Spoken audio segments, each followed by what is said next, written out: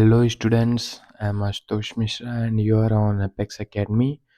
So sorry for the late due to health issue. I am unable to upload and make the content. Okay.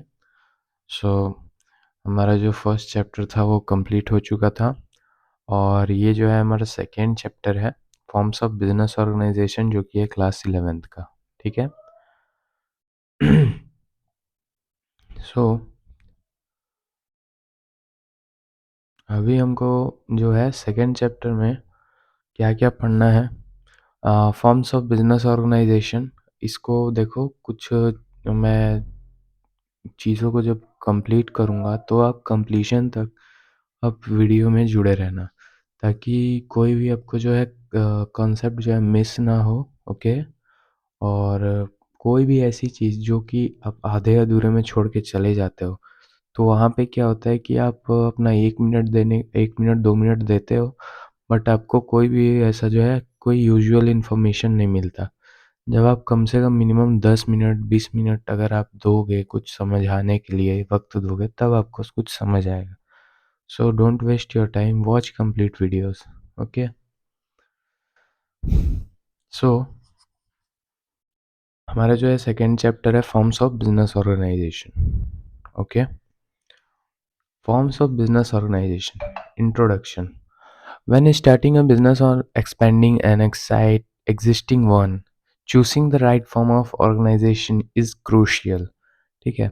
That means अगर आप business कर रहे हो ना तो जो है एक टाइप ऑफ बिजनेस, हम किस तरह के बिजनेस करें वो चूज़ करना भी एक बहुत ही क्रूशियल डिसीजन होता है. ठीक है. मतलब क्रूशियल मतलब difficult to decide. Okay. The ideal form is determined by carefully weighing the advantages and disadvantages of each type of against the specific needs of business. Different forms have different implications for legal liability, ownership, taxation and funding. देखो जो her forms of business है उसमें कुछ ऐसी चीज़ है कि जो आप कर सकते हो, कुछ ऐसी चीज़ है जो उसमें नहीं कर सकते. That means advantages and disadvantages. ठीक है. तो इसमें आपको ये देखना पड़ेगा कि आपको कौन से टाइप के बिज़नेस की ज़रूरत है, आप कौन सा बिज़नेस करने के लिए कैपेबल हो. Okay. So forms of business organisation. There are various there are various forms of business organisation. Okay. कौन कौन से? पहला है सोल प्रोप्राइटर. ठीक है. पहला क्या है? Sole proprietor. दूसरा है जॉइंट हिंदू फैमिली बिजनेस. तीसरा है पार्टनरशिप. चौथा है cooperative society and the last one is joint stock company. Okay. So हम इस पूरे चैप्टर में इन जो 5 types of forms of business organisation है इनको हम समझेंगे अच्छे से, इनके एडवांटेजेस और डिसएडवांटेजेस समझेंगे, किसमें कितने और इसके अंदर भी क्या जो फीचर्स है, किसमें क्या अच्छी चीज़ है, किसमें क्या बुरी चीज़ है, इसको हम देखेंगे अच्छी तरह से. ठीक है. सो फर्स्ट है हमारा sole proprietorship. Definition proper in exam point of view से डेफिनेशन क्या है? A sole proprietorship is a business owned and operated by individual who bears full responsibility for all profits and losses. Okay. So यही है आपका जो है definition जो है इम्पोर्टेंट, मोस्ट इम्पॉर्टेंट डेफिनेशन इसका है. और कोई आप डेफिनेशन इसको लिखोगे उतना इफेक्टिव नहीं होगा जो ये इफेक्टिव है. देखो बुक्स के डेफिनेशंस जो होते हैं वो इफेक्टिव होते हैं जिसमें आपका जो मार्क्स कटने का जो कम चांसेस रहता है. ठीक है. This structure is popular among small business and is suitable for services like hair salons, beauty parlours and retail shops. ठीक है. ये जो स्ट्रक्चर है ये एक बहुत ही पॉपुलर स्मॉल बिजनेस फॉर्म है जिसमें क्या होता है कि बहुत सारे लोग ऐसे होते हैं जो कंपनी खोलने के लिए कैपेबल नहीं होते हैं बट वो लोग अकेले जो है बिजनेस करने के लिए तैयार रहते हैं, मतलब रेडी रहते हैं. मतलब उनको क्या चाहिए? थोड़ा सा कैपिटल चाहिए, जगह चाहिए, ऐसा कुछ अरेंजमेंट चाहिए और वो खुद अपने ऊपर अपने दम पे एक बिजनेस कर सकते हैं. की फीचर्स क्या हैं इसके? Easy to establish and close, है ना. Easy to establish and close का मतलब क्या है? इसमें कोई भी फॉर्मेलिटीज़ वो नहीं होती हैं, जैसे आपको इस्टैब्लिश करने के लिए आपको कोर्ट नहीं जाना पड़ेगा, उसमें कोई आपका हाँ, आपको क्या कराना पड़ेगा, कुछ ऐसे इम्पोर्टेंट स्टेप्स जो ऐसे आपके करंट अकाउंट से बिज़नेस करना पड़ेगा, जीएसटी नंबर होना चाहिए, ये सब तो मतलब कंपल्सरी है। बट उसके अलावा जो जैसे कंपनीज़ में लगता है, जैसे रजिस्ट्रार के पास रजिस्ट्रेशन सर्टिफिकेट ऑफ इनकॉर्पोरेशन वगैरह, उसका जो है झंझट यहाँ पे नहीं रहता है, ठीक है। अनलिमिटेड लायबिलिटी, भाई देखो अब एक आदमी है जो काम कर रहा है, बिजनेस कर रहा है, अब उसका जो है लायबिलिटी जो है अनलिमिटेड रहेगा, ठीक है। क्यों? क्योंकि वो ही क्या कर रहा है, पूरे ऑल प्रॉफिट वही ले रहा है और पूरे लॉसेस को भी वही बियर कर रहा है, तो लायबिलिटी को भी क्या उसकी अनलिमिटेड हो जाएगी। Sole risk bearer and profit recipient, अभी जैसे मैंने बोला सोल रिस्क बियरर और प्रॉफिट रिसिपिएंट मतलब जैसे आपका हो गया वो अगर प्रॉफिट होगा तो वो खुद ही अकेला ही उसका फ़ायदा उठाएगा, और अगर लॉस होगा, है ना, लॉस होगा या रिस्क कुछ हो रहा है तो भी उसका जो है टेंशन उसको रहेगा, और किसी को भी उसका टेंशन नहीं रहेगा, क्योंकि वो पूरा जो है उसकी रिस्पॉन्सिबिलिटीज़ है कि बिज़नेस कैसे चलना चाहिए, कैसे क्या करना है, ठीक है, पूरा टोटल कंट्रोल उसके पास रहता है। Complete control over business decisions, मतलब वो अपने बिजनेस के लिए कोई भी डिसीजन वो अपने से लेगा, ठीक है, अपने से ले सकता है। No separate legal entity, no separate legal entity का मतलब क्या हुआ, जैसे इसका मैं आपको अगर बोलूँ तो इसको मैं आपको कंपनी में समझाऊंगा, अभी के लिए मैं बता दे रहा हूँ। ये नो सेपरेट लीगल एंटिटी का मतलब है कि जो सोल प्रोप्राइटरशिप जो बिजनेस है और जो बिजनेस का जो ओनर है वो क्या है, वो एक है, ठीक है।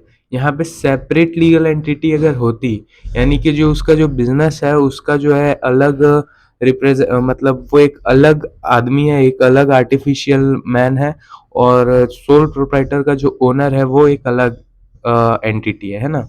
लेकिन वो चीज यहाँ पे क्या बोल रहा है, नो सेपरेट लीगल एंटिटी, मतलब वो जो है टोटल उसके ओनर से ही रिप्रेजेंट किया जाएगा, कि जो बिजनेस है उसका वो ओनर ओनर को ही सब कुछ माना जाएगा। उसमें ऐसा नहीं बोल सकते कि बिजनेस को अलग वैल्यू दें और ओनर को अलग, ठीक है। लैक ऑफ बिजनेस कंटिन्यूटी, इसमें क्या होता है कि जैसे आपको देखो आप अकेले हो, ठीक है, आप हर चीज अकेले में कर रहे हो। देखो उसमें होता क्या है कि जो ओनर है वो क्या रहता है, सोल रहता है, इसलिए इसका सोल प्रोप्राइटरशिप नाम रहता है। वो सोल मतलब इंडिविजुअली सिर्फ ऐसा रहता है जो कि बिजनेस कर रहा होता है, इसलिए उसमें बिजनेस कंटिन्यूटी क्या होता है, लैक लैक बोल रहा है, मतलब उसमें जो बिजनेस को कंटिन्यू करता है, देखो आगे अगर उसका चल गया तो चल गया, नहीं तो जो उसका जो है सोल रहने के कारण उसके पास जितना खुद का ओन एसेट्स एंड लाइबिलिटीज है उसका यूज करेगा वो अपने बिजनेस को इंक्रीज एक्सपेंड करने के लिए। तो इसमें होता क्या है कि जो बिजनेस है वो तो एक स्टेज पे जाके वो कंटिन्यू नहीं कर पाता, है ना। वहाँ पे क्या होता है कि कई लोग उसमें फेल टू कंटिन्यू हो जाते हैं, ताकि जैसे उसमें कैपिटल की कमी होने लगती है, खुद का जो है खुद की जो इतनी थिंकिंग पावर नहीं है कि हम हर तरीके से डिसीजन ले सके, कभी हमारा गलत डिसीजन भी हो सकता है ना। तो ये सारे जो होते हैं वो चीज़ें इफेक्ट करती है सोल प्रोप्राइटर में, ठीक है, ये की फीचर्स है। उसके बाद advantages and limitations of sole proprietorship, ठीक है। तो जैसा कि इसके की फीचर में हमने पढ़ा, क्विक डिसीजन मेकिंग एडवांटेजेस में, क्विक डिसीजन मेकिंग मतलब जल्द से जल्द, क्योंकि जैसे कि आपने समझा कि ये जो बिजनेस है वो क्या होता है, सोल होता है, इंडिविजुअल फॉर्म में होता है। Okay, wait a second. Okay, ये जो बिजनेस होता है वो क्या होता है, इंडिविजुअल जो होता है कर रहा होता है, तो उसमें क्या होता है, क्विक क्विक डिसीजन मेकिंग, माने वो क्या होता है, जल्दी से जल्दी उसमें डिसीजन मेक कर सकता है, क्योंकि वो अकेला है, उसको ज़्यादा सोचना नहीं है।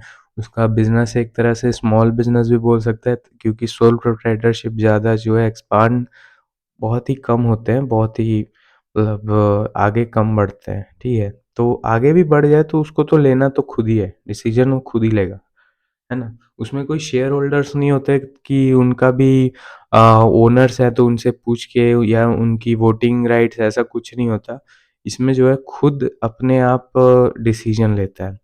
Confidentiality of information, confidentiality of information मतलब जो भी है उसके बिजनेस के जो इंटरनल इंफॉर्मेशंस होंगे, है ना? जैसा कि आपको अगर बोलें तो अपने बिज़नेसेस में क्या बनते हैं, स्टेटमेंट्स बनते हैं, प्रॉफ़िट लॉस के स्टेटमेंट्स बनते हैं, कितना प्रॉफ़िट हो रहा है, कितना लॉस हो रहा है।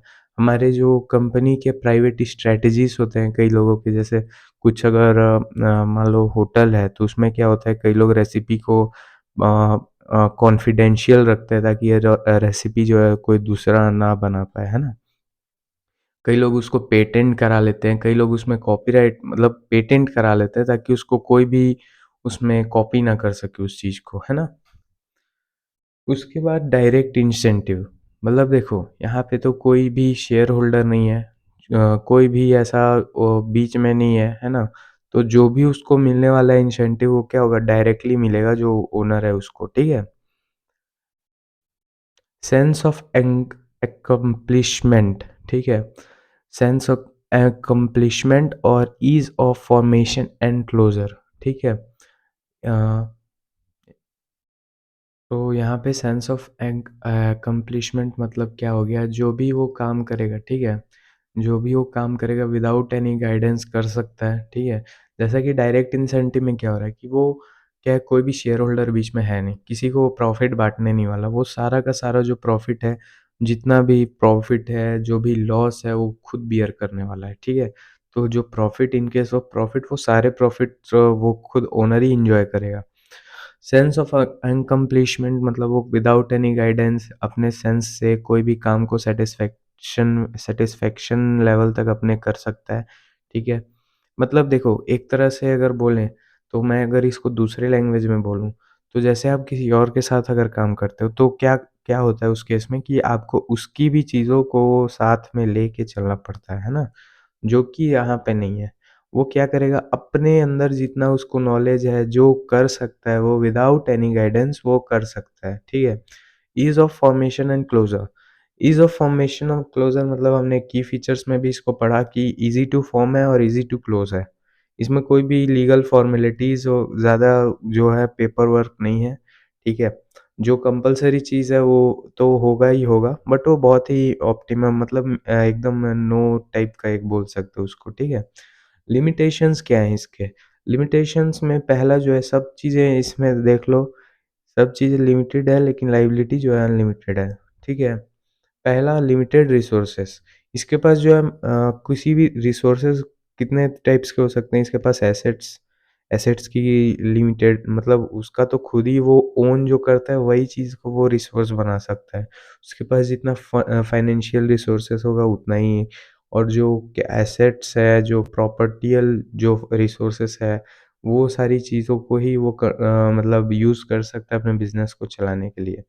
लिमिटेड बिज़नेस लाइफ, जैसे हमने पिछले में भी देखा लैक ऑफ बिज़नेस कंटिन्यूटी, इसमें क्या होता है लिमिटेड बिज़नेस लाइफ। एक और चीज़ इसमें क्या होता है, क्यों जब ओनर की जैसे डेथ हो गई, है ना?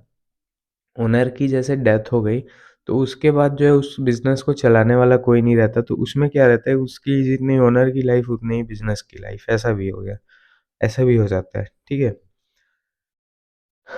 अनलिमिटेड लायबिलिटी, जैसा कि सारी चीज़ों को वही एन्जॉय कर रहा है, प्रॉफ़िट भी वही कर रहा है, जो भी उसका जो प्रॉफ़िट है वही लेता है, ठीक है?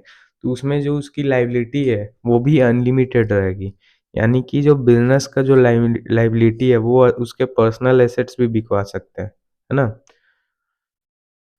फोर्थ है आपका लिमिटेड मैनेजेरियल एबिलिटी। अब देखो, लिमिटेड मैनेजेरियल एबिलिटी क्यों बोल रहा है?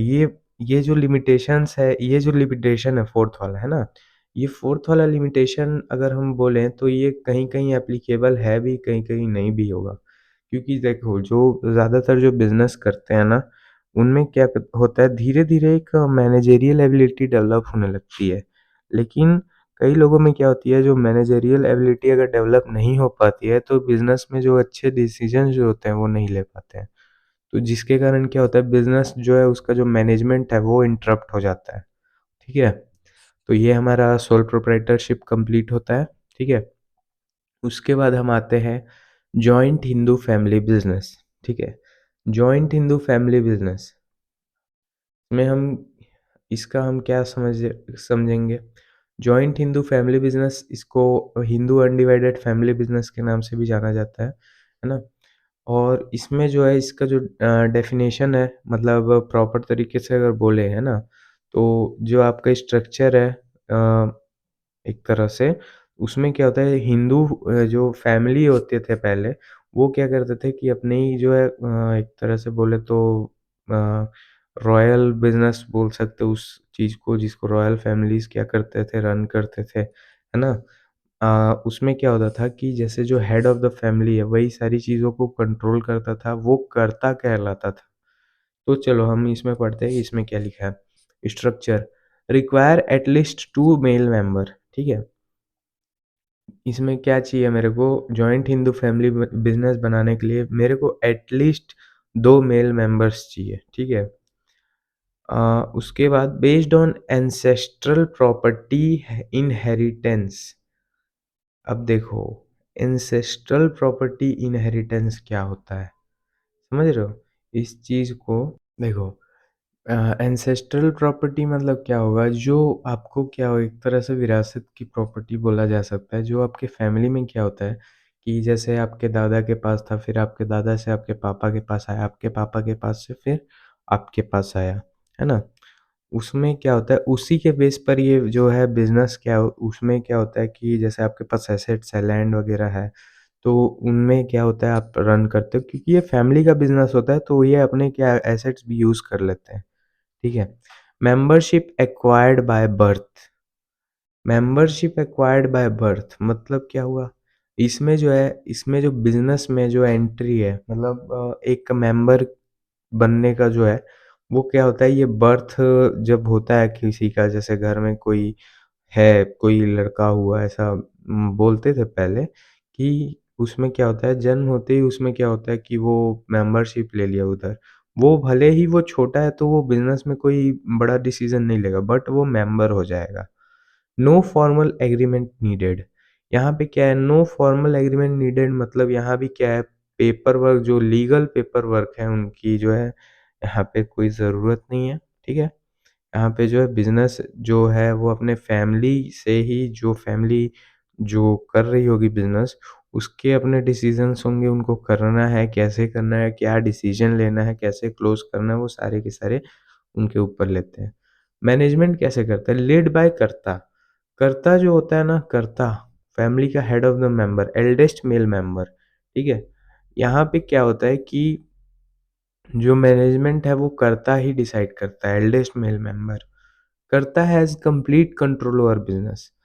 कर्ता का जो है कंप्लीट कंट्रोल रहता है बिज़नेस पर। Other members are को-पार्टनर्स।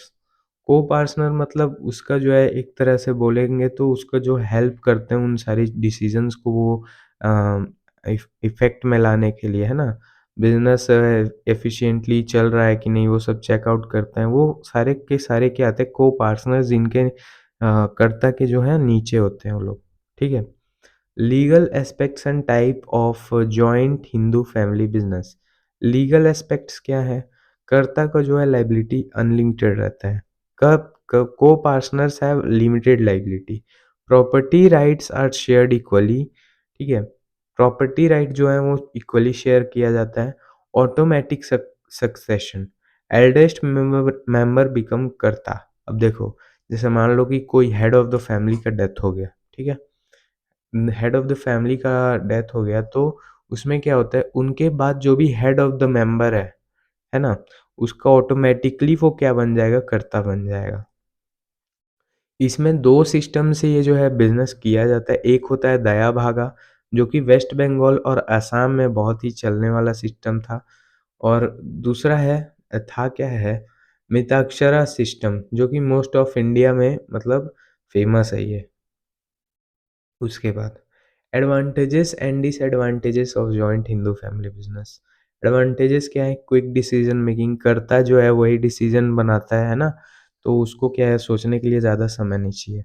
Business continuity, यहाँ पे बिजनेस कंटिन्यूटी क्यों है, क्योंकि यहाँ पे जो है कर्ता जो है, कर्ता जो हेड ऑफ द फैमिली, अगर उसका डेथ हो जाता है तो ऑटोमेटिकली जो उससे जो छोटा है, मतलब उससे छोटा कर्ता जो जिसका डेथ हो गया, जस्ट उसके नीचे वाला, उस वो क्या बन जाएगा, ऑटोमेटिकली कर्ता बन जाएगा, क्योंकि वही जो है नेक्स्ट अपना जो है हेड ऑफ द फैमिली है। स्ट्रॉन्ग फैमिली कोऑपरेशन, यहाँ पे क्या होता है कि जब ये बिजनेस जो कर रहे होते हैं ना, उनका जो है फैमिली में जो है यूनिटी बहुत अच्छी तरीके से होती है, यानी कि जैसे वो एक तरीके मतलब कोऑर्डिनेशन बोल सकते हैं वहाँ पे, ठीक है? जिनको जो काम दिया जाता है वो करते हैं, है ना? और जैसे कोई मेंबर है, उनको हमने बोल दिया कि आप ये चेकआउट करो और आप ये करो, आप ये करो, उनको काम जो है सेक्शनल डिवाइड कर दिया गया है, ठीक है? उसके बाद limited liability for members. Limited liability for members यानी कि को-पार्टनर्स, ठीक है? उनके लिए जो है लिमिटेड है लायबिलिटी। डिसएडवांटेज क्या है? लिमिटेड रिसोर्सेस, इनका जो है एंसेस्ट्रल जो प्रॉपर्टी है, वही इनका जो है रिसोर्स बन जाएगा, ठीक है? इसलिए इनके पास लिमिटेड रिसोर्स है, क्योंकि एक ही फैमिली है, तो इनके पास अपनी फैमिली की सिर्फ एसेट से लोग यूज़ कर सकते हैं। उसके बाद है कर्ताज़ अनलिमिटेड लायबिलिटी। कर्ताज़ अनलिमिटेड लायबिलिटी मतलब जो कर्ता है उसकी जो लायबिलिटी होती है वो अनलिमिटेड होती है ना? हमने पहले भी पढ़ा। Potential for family conflicts.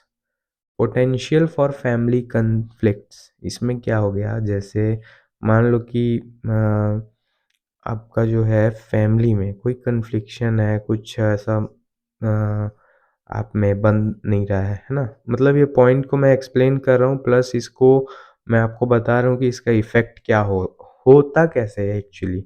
उसमें क्या होता है, एक तरह से बोल सकते हैं कोऑर्डिनेशन नहीं बैठता है ना?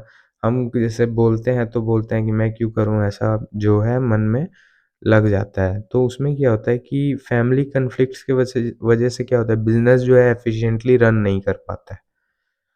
उसके बाद मे लैक प्रोफ़ेशनल मैनेजमेंट। अब देखो, ज़रूरी तो नहीं है उनके फैमिली, हर फैमिली जो जॉइंट हिंदू फैमिली बिज़नेस कर रहा है, हिंदू अनडिवाइडेड फैमिली बिज़नेस जो कर रहा है, वो उसमें कोई ऐसा मेंबर हो जो हर घर में मैनेजर हो, ऐसा तो नहीं हो सकता। इसलिए क्या हो सकता है, प्रोफ़ेशनल मैनेजमेंट में क्या होता है, दिक्कत आ सकती है।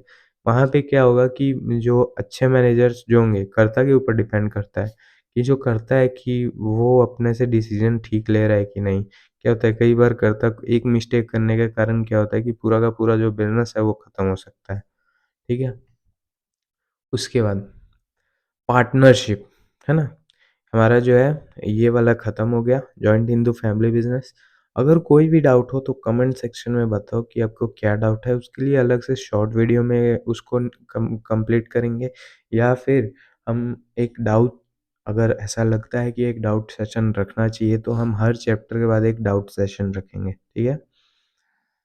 उसके बाद पार्टनरशिप। पार्टनरशिप पार्टनरशिप मतलब आप तो एक तरीके से बोले तो बहुत लोग जानते भी होंगे, पढ़ा भी होगा, है ना? उसके बाद अपन देखते भी हैं, ठीक है? पार्टनरशिप एक बहुत ही जाना-माना फॉर्म ऑफ और बिज़नेस ऑर्गेनाइज़ेशन है, जिसमें इसका जो डेफिनेशन है उसमें क्या बोलता है, partnership is a business owned by 2 or more individuals who shared profits and losses, okay? It require a contract between partner and involve mutual agency where partner act as both owner and agents। इसमें क्या होता है, ये partnership एक ऐसा business form of business organisation है जिसमें जो एक से ज़्यादा मेंबर जो हैं इसको ओन करते हैं, ठीक है? 2 और मोर, सॉरी ना, 2 और मोर मतलब एक से ज़्यादा तो होंगे ही ऑब्वियसली, या तो 2 या 2 से ज़्यादा, 2 से कम नहीं हो सकते, है ना? 2 से ज़्यादा, ओके? 2 या 2 से ज़्यादा इंडिविजुअल्स क्या करते हैं, ओन करते हैं और प्रॉफिट्स और लॉसेस को शेयर करते हैं।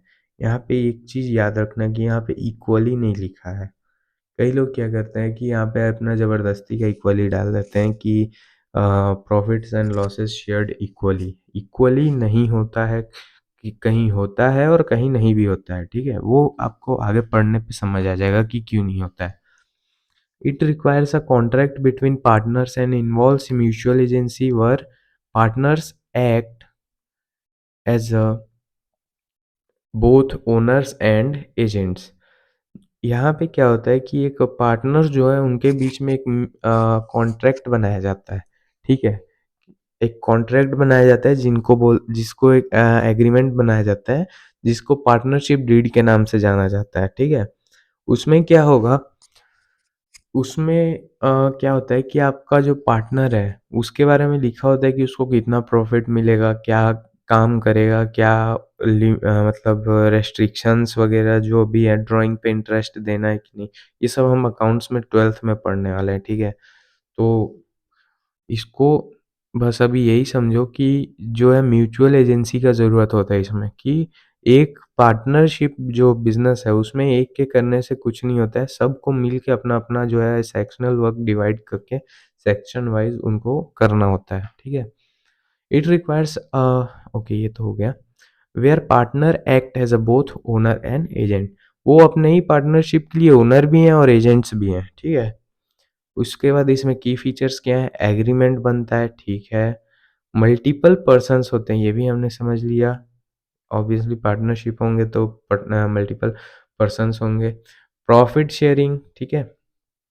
प्रॉफिट शेयरिंग, प्रॉफिट बँटता है। बिज़नेस मोटिव, अब देखो 2-4 लोग ऐसा तो मिलेंगे नहीं कि चलो भाई हमको क्या बोलते हैं, सोशल वर्क करना है, ये भी होता है, सोशल वर्क वाले भी होते हैं।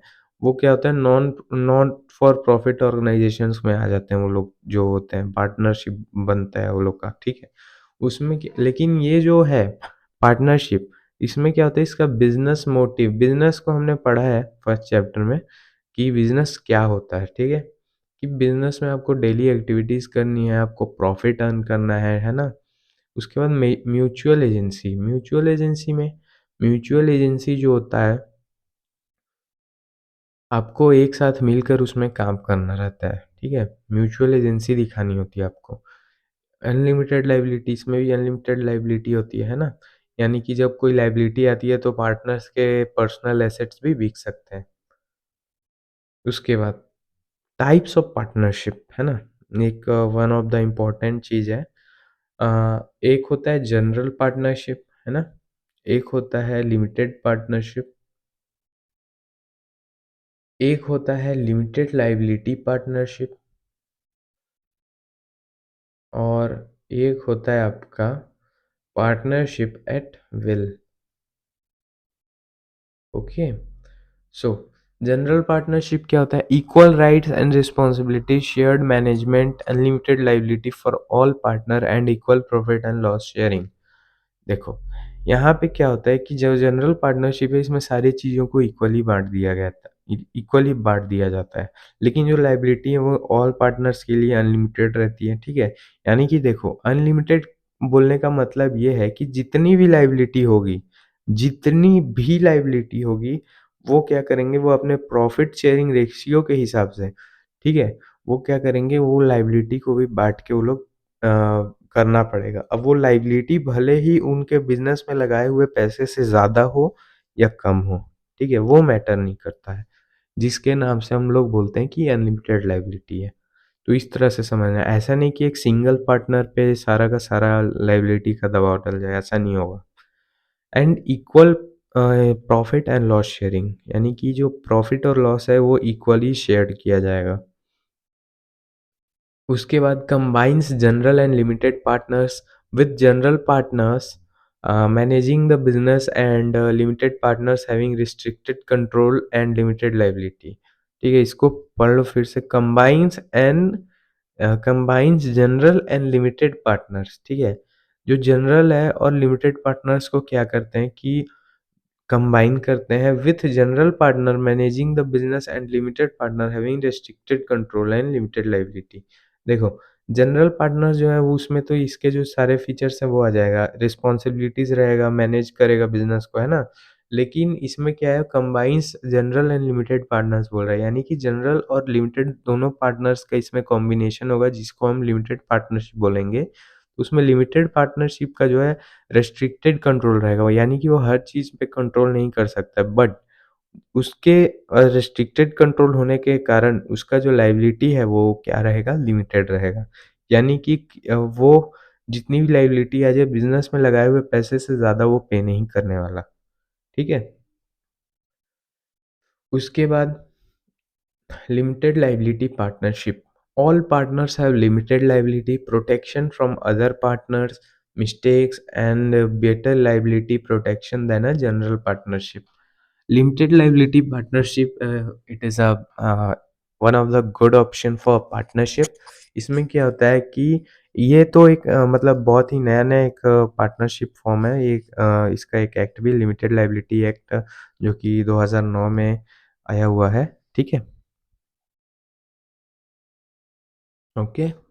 सो इसमें क्या हुआ था, ये जो पार्टनरशिप जो फॉर्म आया था एलएलपी, ये इसीलिए आया था, इंट्रोड्यूस किया गया 2008 में और अप्लाई एप्लीकेबल होते-होते ये 2009 तक जो है अप्लाई हो गया था।